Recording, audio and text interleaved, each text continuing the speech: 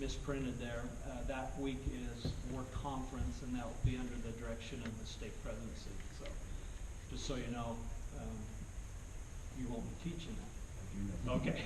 I figured you probably knew that. All right, but I saw that and I thought we'd better make mention of that. All right,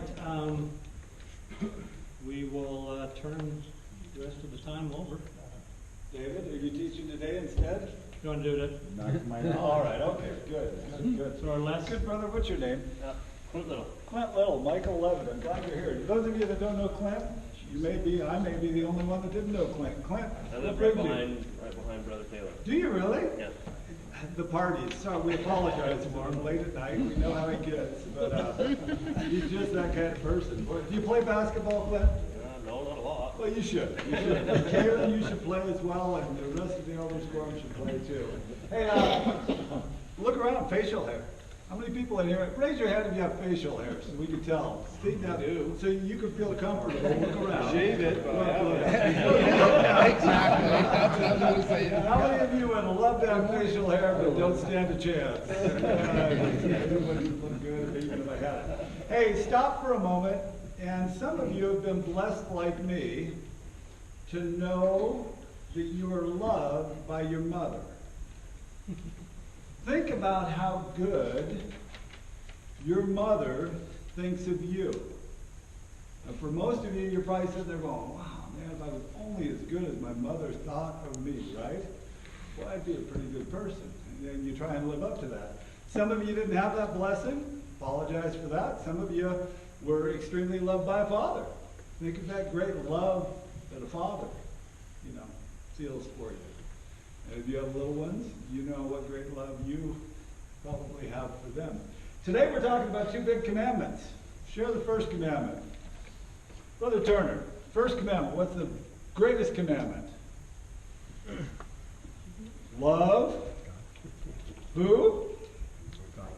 You got it. You got it. And then the second one is always harder. It's much, much harder. And if you're looking for the lesson, if you're looking through today, and it's the second greatest commandment, President Nelson's talk. And it was one of those cool talks that you just sit there and you listen and you go, wow, man, I'm part of a big people, a big group of people that are doing some pretty spectacular things. I feel pretty good about myself because of my membership to the great organization of the church. And then we have to figure out how to take his bragging, if you will, of the accomplishments of the church, and how do we bring that back to our own personal selves, our own personal household, our own personal neighborhood, and how are we doing? Are we able to love our neighbors as ourselves? Are we able to spread the good word? And hey, whenever you want to come over and shake my hand and give me a hug before church, you better do it. Alex, when I know you love me. Think about that for a moment. Oh, out in the foyer. Okay, out in the foyer, whatever. I don't want you to violate any personal thing, but you sit there and you think, I want to give a hug. Come give me a hug, okay? And so anyway, some of you have read the lesson. Some of you are inspired. Some of you are just waiting to share something, the epiphany you had from the lesson. Share away. Who'd like to go first? What do you want us to share? What did you get from the lesson? What did you take away from it?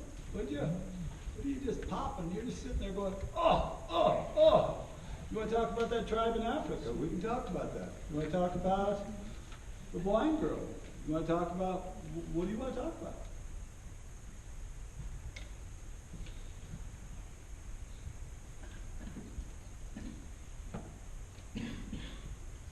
Can I call upon you? No, can I call upon you for a moment to come up here? Yeah. Which lesson are we doing?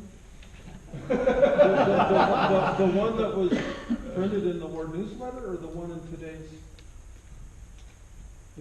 President Nelson's. President Nelson. The second great commandment is President Nelson. And I was ready to share something. Oh, You want me to come up? Yeah, I do. I want you to do a couple things. Okay. I better love you. Come on up. Right here. Okay. Share with us what you want to share. Well, so the humanitarian stuff, right? I knew you'd be there. I knew you'd Because be that all over was my mission. Right. When we went to Chile, And so this talk really resonated with us, and I just wanted to share a cool little story we had. You know, he talked about the wheelchairs in Argentina, and he visited some people who had them. Well, in Chile, they started the wheelchair program where the church donates wheelchairs to needy people. They don't have to be members. And then they have people who can train them and adjust them and make that happen. And they did that in Chile for a while, but then there really wasn't a good third-party agency to help with the maintenance and the training and the continuing of that project, and they discontinued it years ago. Well, we were supervising bishop storehouses in Chile. There's 6 of them. And in one of the bishop storehouses, in one of the back rooms, there was a wheelchair in the box, still new in the box. And it had the LDS Charities logo on it and stuff like that.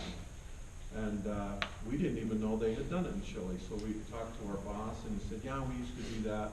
So we had in the back of our minds, oh, there's this wheelchair. And, you know, months and months later, we'd forgotten about it. And a church employee came up to us and said, hey, do you have any wheelchairs? And we were like, yeah, we happen to have one. And he said, that's really awesome because there's somebody whose wife has 2 bad knees, and she just got baptized, or her husband just got baptized, and they're trying to get active in the church. And if there was a way they could get a wheelchair so that he could push her to church, that would be super awesome. And we thought, hey, we just might have what you need. So we went up to the bishop's storehouse and got that wheelchair. And to my dismay, when I looked at it, it was a child's. It was a small one. And I thought, oh no, this may not work out. But we thought, you know, the Lord kind of orchestrated this. Let's follow it through and see what happens. So we took the wheelchair. We'd never met the lady, but we took it to their home, and we'd walk in the home, and she's petite. She's just a little, cute little elderly lady. And I'm like, oh, this could be perfect. So we got the wheelchair out, and we set it up, and it was just perfect for her. And that was a testimony to us that the Lord is, you know, thinking of the one, and he's doing these crazy orchestrations that you could never come up with yourself. And we got to participate in that little miracle of the one wheelchair and that humanitarian effort of the church. And thank you for letting me share that. No, stay here. Stay here. I'm not done? Oh, no. Oh, no. No, all of them are going, cool. He's going to do it. I'm going to open up a book for you. You're going to read to us dramatic poetry, okay? And I want you to do it in your dramatic, because you're such you're a good person. We will open up to 223, and not all of you have to open up to 223. But if you would, just read the first verse as though now listen As a dramatic person. Yeah. Oh, as a personal assessment. This is a personal assessment. Have I done any good in the world today? Have I helped anyone in need? Have I cheered up the sad and made someone feel glad? If not, I have failed indeed. Has anyone's burden been lighter today because I was willing to share? Have the sick and the weary been helped on their way? When they needed my help, was I there? And reach out. Oh, you want the chorus? Absolutely. Yeah. Well, Then wake up and do something more than dream of your mansion above. Doing good is a pleasure, a joy beyond measure, a blessing of duty and love. I don't know if I passed, but You did a great job. You did a great Am I- job. am I No, done? you've helped me. You did good, Grant. Have you done any good today? Oh, it's already what, 1 o'clock? Something like that. Have you done any good yesterday? This past week?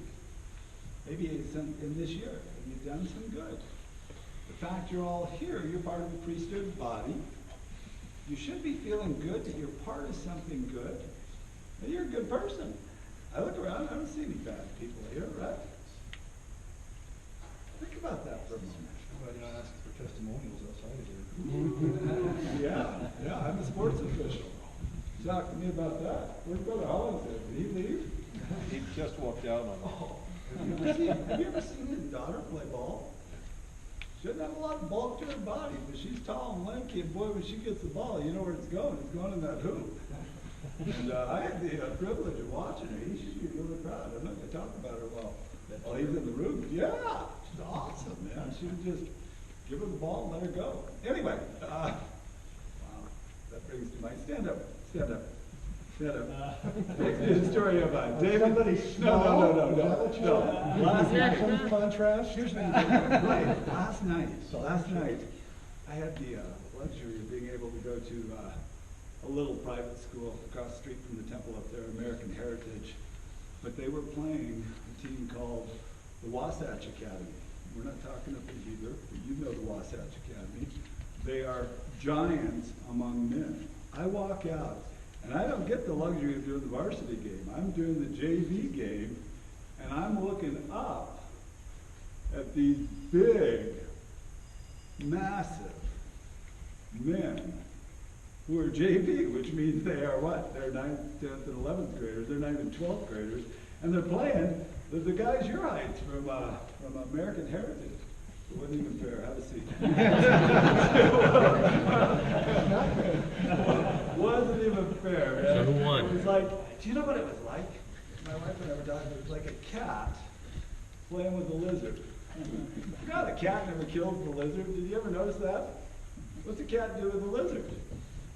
Pops it. And goes there, pops the thing. Because if he hurts it, kills it, game's over, right? No fun at all. So you just keep the thing alive long enough so you can have your fun. Well, that's what last night was like. Wow.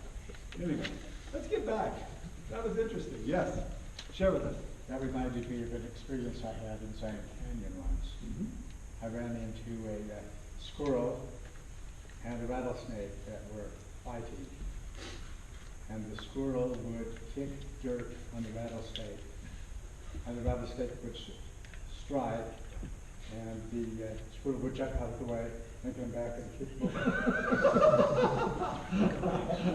And I took pictures of it for half an hour, and then I left, and they were still doing it. Oh, they're still doing it. They're still enjoying it. Game on.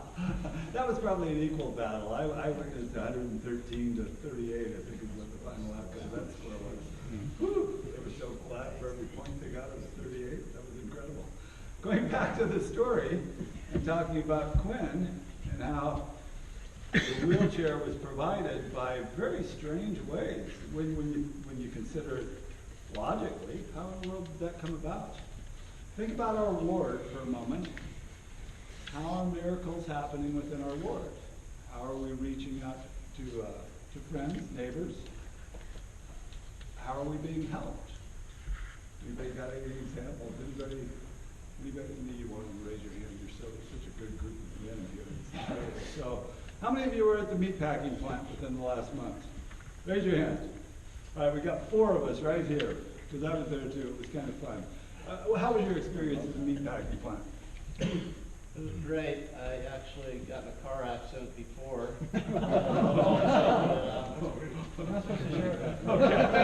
Okay. Is that the faith promoting part? It worked out. Oh, wait a minute. You were the one that was late, right? The policeman came there, and the other person threw me under the bus, but he looked at her and said, well, I think you're both wrong, so I'm not going to do anything. I'll let your insurance companies fight it out. And it worked out good. So, you made it to the meatpacking plant. How did you feel at the meatpacking plant about the assignment? Because I didn't know we were going to I worked very hard. You worked hard, didn't you? Yeah. Yeah, you were taking a big part of an animal that came through. We had to make little parts of the animal out of it and package it all up and box it back up. Because I really don't eat much meat, but I was glad to help, and I was surprised how many places. That's the only meat packing plant in the church, and it shipped it all over the world. I was impressed with that. Made it worth it to get in there. Were you aware of that, Kim, that it was the only, before, were you aware that it was the only meat packing plant? And that it goes everywhere? I didn't realize until that day either. But you were there after we were there. Did we leave any work to be done? Did you still work hard? We did. We did, yeah. Any impressions about where that food went as you were working? Did it brighten your soul, or this is just a lot of work? How'd you feel? I was just more concerned with the pool of blood I was standing in, really. Yeah. That's the answer I was looking for. Just, Were you the gaffer or the cutter?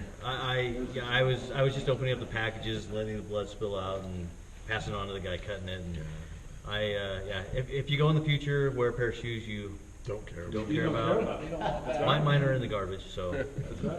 And how many times did you have to change your gloves in a 3-hour period? I never changed my gloves. Oh,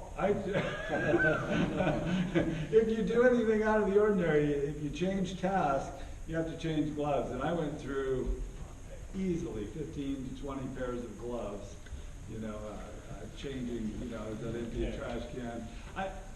I can't work slow, man. That assembly line stuff, it's for the birds. It's slow. And you stand there, I get into trouble because I want to just be doing stuff. So they gave me a lot of side projects to just keep my head. We worked so fast we burned up the machine and had a half-hour break. So. Yes. I just wanted to testify how good the products are. We have some in our food storage, and we used a can of pork last week and mixed it with kimchi and made a soup that was absolutely delightful. Well, let me take it one step further. How many of you have ever had the privilege, and I say privilege, of walking into a bishop's storehouse with a sheet for your own family because times are tough and you can't afford to get enough food on the table and cover your expenses, and the church has been kind enough to help you with a food order, and you walk in not knowing how you're going to be received. Does anybody here have that feeling, that impression, or is it just me? Well, the Grover has. And when you go in and you don't know how you're going to be judged, you don't even know what you're walking into, really. You just know where you're supposed to go.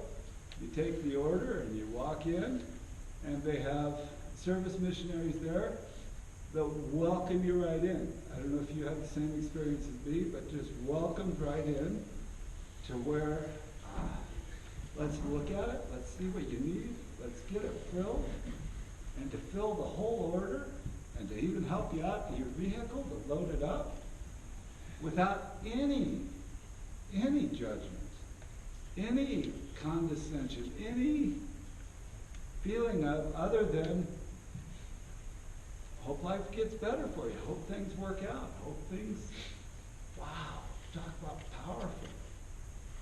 I had to do that twice in my marriage. Twice going in there. And both times, same experience of love and help. And I tell you what, I think I still have.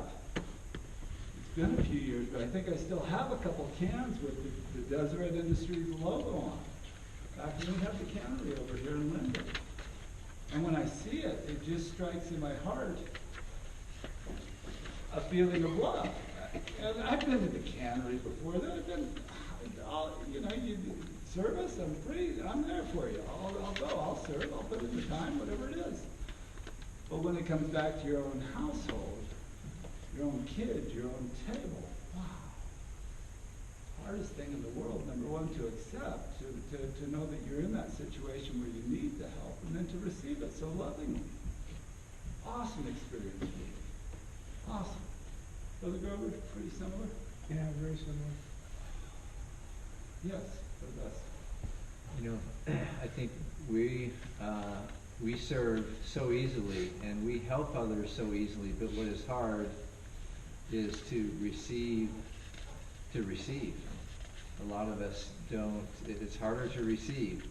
And, and when our company was going through the ups and downs, the ups were amazing and the downs were humbling. And one minute you're helping all these people, and the next minute you are, I remember Christmas, we get a knock on our door, and I thought that's weird because it was our garage door, and somehow our garage door was open, and I opened the garage door, and our garage is almost completely filled with food. And it came in an hour and a moment and a time of our lives that, was so humbling, and I just remember my family being so grateful, and being just one of the most memorable Christmases we've ever had.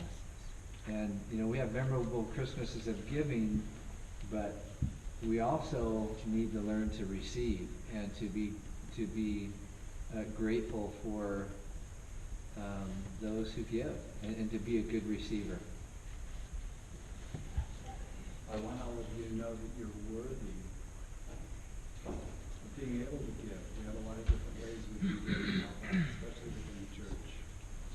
But you're also worthy of being in a position where you need to be a recipient. In this talking about the fast offerings in a country far away, a very poor part of the world. And they said the way the decision was made on where to give the food was, if you had 2 meals a day, you were considered good, you were covered. But if you dropped down to 1 meal a day, that was the deciding factor. Wow, is that sobering or what? Come back and look at your own life, right here. When was the last time you dropped back to 1 meal a day? You know, the church leaders there said, you know, how's it going for you? It says we have inspired bishops and leaders that are doling out the money correctly. We have people giving in those circumstances. And they said we are able to cover everybody for the 2 meals and have a surplus to send to other areas. Are you kidding me?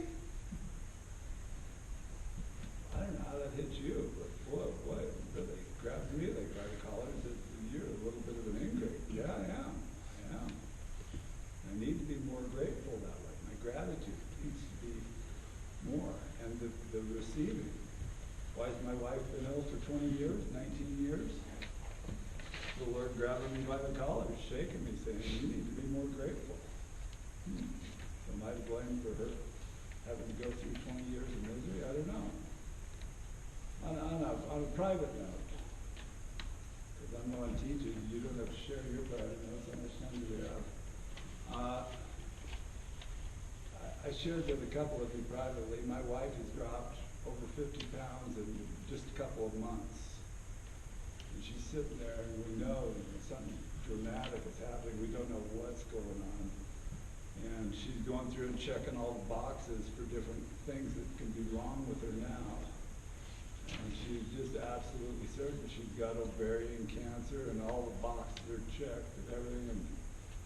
And now how do you go in and get that checked out? And they say, oh, you don't have any tumors, hallelujah. And then just 2 days ago now, she got the blood work back that says no cancer. I can't tell you how relieved I am. We still don't know what's wrong with her. Trust me, she excels in her class as far as when it comes to the rarity of her diseases. She walks into a doctor's office and they call the whole staff in and say, hey, come look at this. You're never going to see this again. Come take 10 pictures. Yeah, because this is 1 in a million here. And it's just one thing after another after another.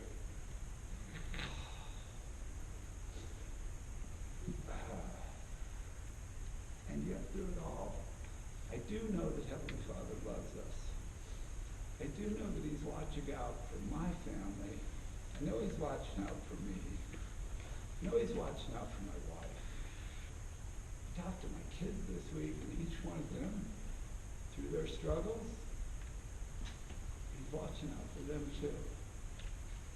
And what is weird is that brings me inward to look at my own little world. And as I look back, there's 60 of you sitting there with the same exact things in your own challenges.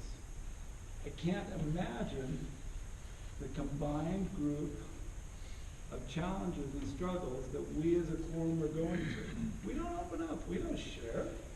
No, I don't see you and know what's going on with you. You look good. You know, it's Clint, right? Clint Littles? Meet you this morning. I don't know what's going on in your life, but I know. I know yours isn't just smooth sailing. And the fact that you can come here and be part of the quorum and see mine for just a moment, but looking around at each one of us, I know that there are struggles here. Who was it that shared about the death? The struggle with death. Who shared that this Dave morning? Jones. Dave Jones, Julie.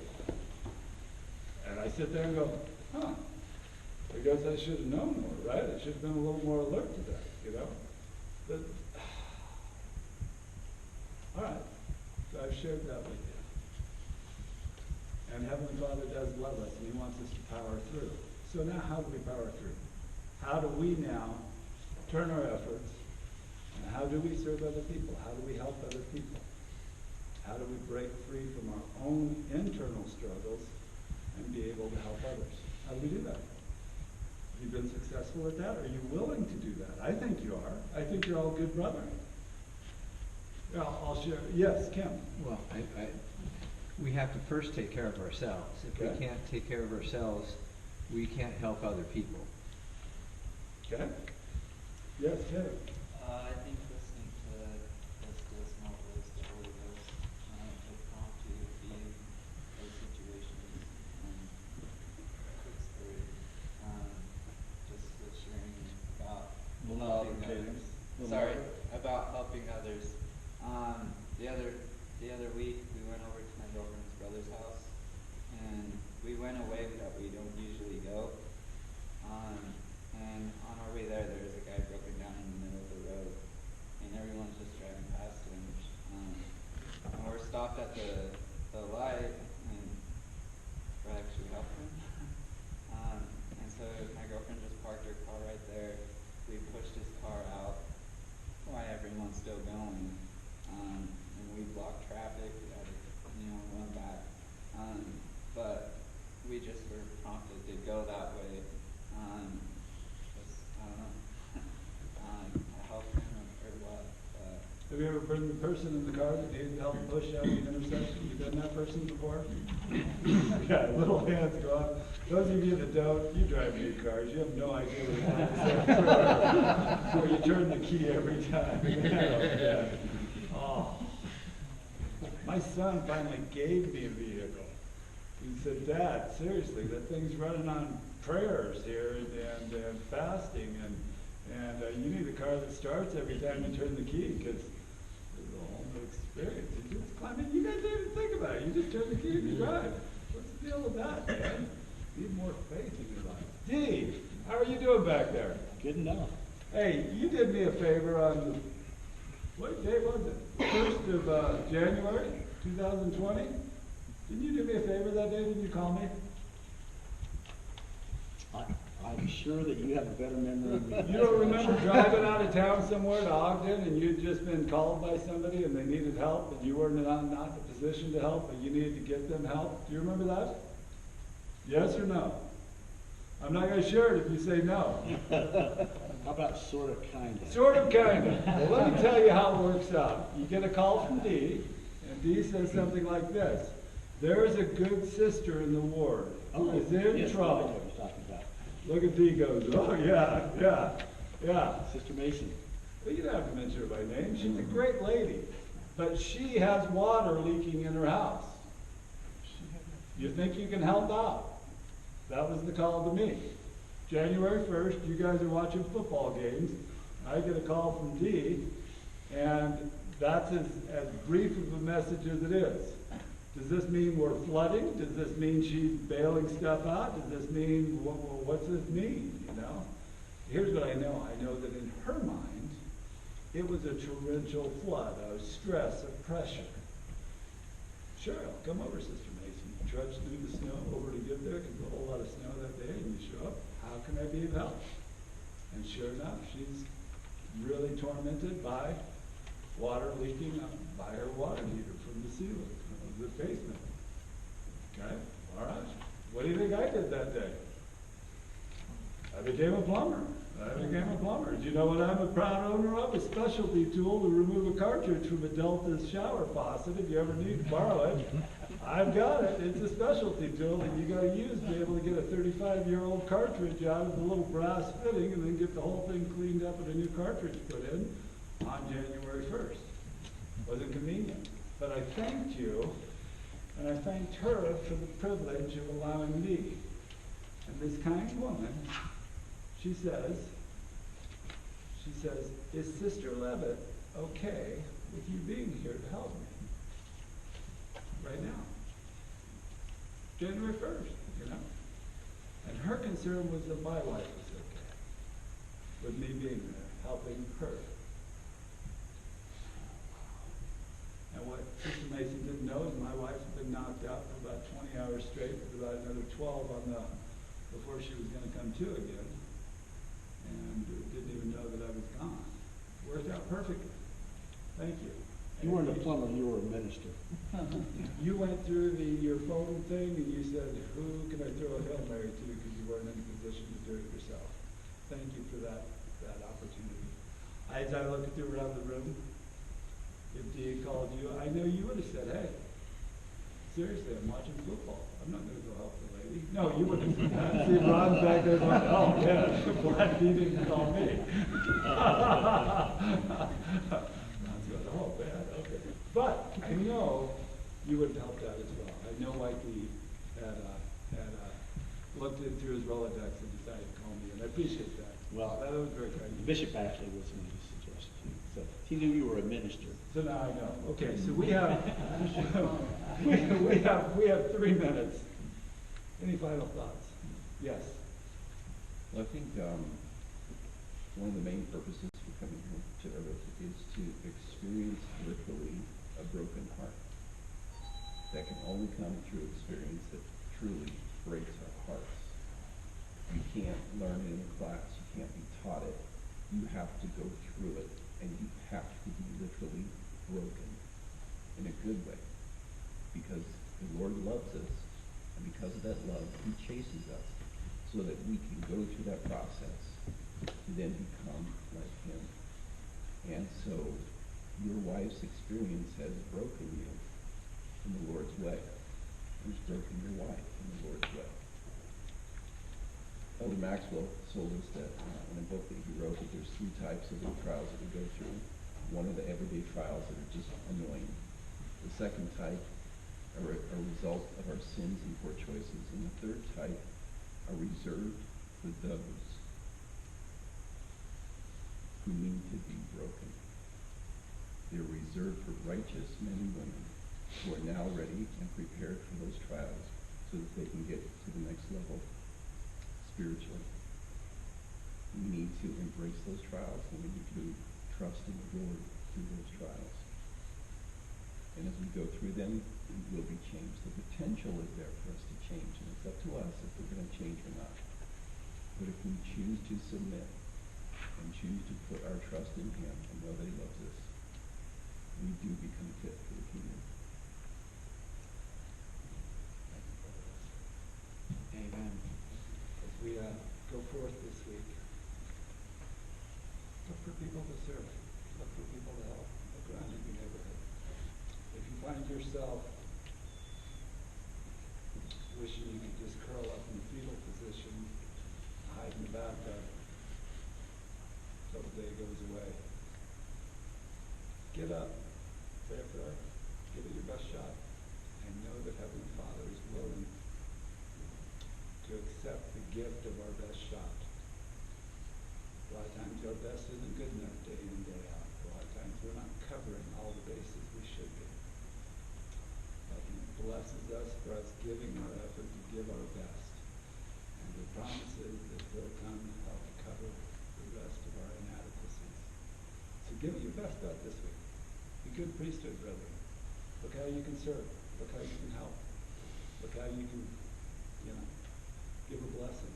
I had a man knock on my door, burst in, tell my wife, where is he? I want to see him. Comes into my room, my family room, and I'm sprawled out on the floor, and he gives me a blessing. It's pretty cool. Pretty cool. Anyway, you're a good brother. Make it a great week.